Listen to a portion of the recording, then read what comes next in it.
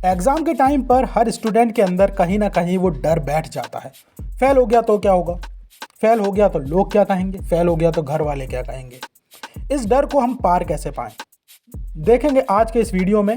उस डर को पार पाने की कुछ टेक्निक्स और सफलता पाने के कुछ ऐसे केंद्र जो आपको ज़रूर समझना चाहिए। डर को कैसे पहचानना है, आज के इस वीडियो में हम उसी तरीके की कुछ बातें करेंगे और समझेंगे इसकी सही रणनीति के बारे में। अब सबसे पहले अगर मैं आपको बताऊं तो आपको अर्जुन की परीक्षा का डर समझना चाहिए। मतलब आपने देखा होगा कि अगर आप किसी भी चीज़ पर जब आप फोकस करते हैं ना, तो आपका जो वो डर है वो ऑटोमेटिकली दूर हो जाता है। अर्जुन की कहानी हर कोई जानता है, लेकिन आप इस चीज़ को ऐसे समझ लो कि जब भी आप यूँ सोच रहे हैं कि मुझे ये काम कर पाऊंगा या नहीं कर पाऊंगा, तब डाउट है।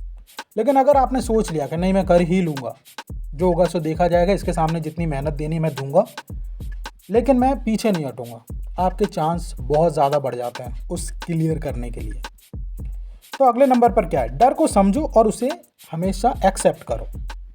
डर को किसी दुश्मन की तरह नहीं देखना है, आपको अपनी सीमा देखनी है और अपनी चीज़ों को अंदर से अपने आप को सोचना है कि मेरी लिमिट क्या है, उस लिमिट को समझना होगा और फिर उसी तरीके से आपको तैयारी करनी है। अगर आपका दिमाग 10 मिनट एक्टिव रहता है तो आपको 10 मिनट पढ़ाई करनी है और उसके बाद आपको 2-3 मिनट उसे फ्री छोड़ देना है। लेकिन आपको अपने दिमाग को बांधना होगा, ये सोचना होगा कि 2-3 मिनट के बाद मुझे वापस से 10 मिनट के लिए आना है, पढ़ना है। जब आप धीरे धीरे, आपको ये शुरुआत में बहुत ज़्यादा मुश्किल लगेगा, लेकिन धीरे धीरे वो ईजी बनता चला जाता है और आप उस डर को समझ लेते हैं और उस पर विजय भी प्राप्त कर लेते हैं। अगले नंबर पर है कि अपने मन को तैयार करो अपने अभ्यास के लिए, अपने उस चीज़ को जो आपकी चीज़ें जो आपके पास है उसे समझो कि मेरे पास इतनी चीज़ें हैं और मुझे इसी के अंदर ही काम करना है। अगर कोई कार वाला है और आपके पास साइकिल है और आप ये सोचेंगे मैं कार के बराबर चलूँगा, तो ऐसा नहीं है। आप सलंग चलते रहेंगे, कार फास्ट जा रही है, उसे भी वहीं पहुंचना है। आपके पास साइकिल है, आपको लगातार चलते रहना है, आप भी वहां पर ही पहुंचेंगे। समझ रहे हो आप मेरी बात को? तो ऐसा नहीं सोचना है, आपको सीधा से सिंपल रखना है कि भाई मैं लगातार काम करूंगा और करता रहूंगा जब तक पूरा नहीं होगा तब तक। अगले नंबर पर है कि अपने मन को तैयार करो। मन को तैयार करना बहुत ज़्यादा ज़रूरी है सही दिनचर्या और अपनी स्टडी की योजना के लिए। सुबह जल्दी उठो, अपने जो सब्जेक्ट है उसको समय समय पर बांटो, आराम करो और फिर आपको एक चीज़ और ध्यान रखनी है, सही खाना लेना है, सही नींद लेनी है। अगर आपने सही खाना नहीं खाया, कुछ अंट शंट आप खा रहे हैं, तब भी आपको प्रॉब्लम आएगी। अगर आप अच्छे से नहीं सो रहे हैं तब भी आपको प्रॉब्लम आएगी। इसलिए अपने मन को तैयार करो सही दिनचर्या के लिए, अपने योजनाओं के लिए।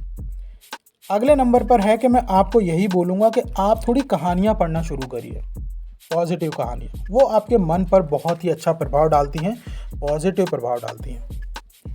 अगले नंबर पर मैं आपको बोलूँगा कि सफलता से सीखो और खुद से तुलना नहीं करो।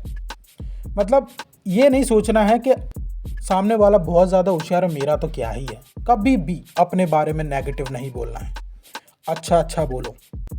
और एक चीज़ हमेशा याद रखो कि अगर आप अपनी असफलताओं से सीखते हैं कि हाँ मैंने ये गलती की इसलिए ऐसा हुआ, अगली बार नहीं होगी और अब मैं इसके बारे में वो फोकस करूँगा और ये गलती नहीं करूँगा। ये जब आप रोज़ चीज़ें रिपीटेशन में लेते हैं तब आपको आपकी गलतियाँ रोज़ मिलती हैं, तो उनको डिलीट करते जाओ और आगे बढ़ते जाओ। अगले नंबर पर है आशीर्वाद। जी हाँ दोस्तों, ये बहुत ज़्यादा ज़रूरी है। अपने माता पिता के लिए हमेशा अंदर से थैंकफुल रहो। वो आपको जो कुछ भी दे रहे हैं वो उनकी लिमिट से बाहर है। वो आपको वो सारी चीज़ें दे रहे हैं जो उन्हें नहीं मिली है, इसलिए उनका सम्मान करो, उनके आशीर्वाद का सम्मान करो। और जब भी आप थक जाओ, अपने मम्मी पापा को याद करो कि इनके लिए करना है, चीज़ें बहुत आसान हो जाएगी। दोस्तों, इस वीडियो के बारे में आपके क्या विचार हैं? मुझे कमेंट में ज़रूर बताएं। चैनल को सब्सक्राइब किए बगैर जाइएगा मत।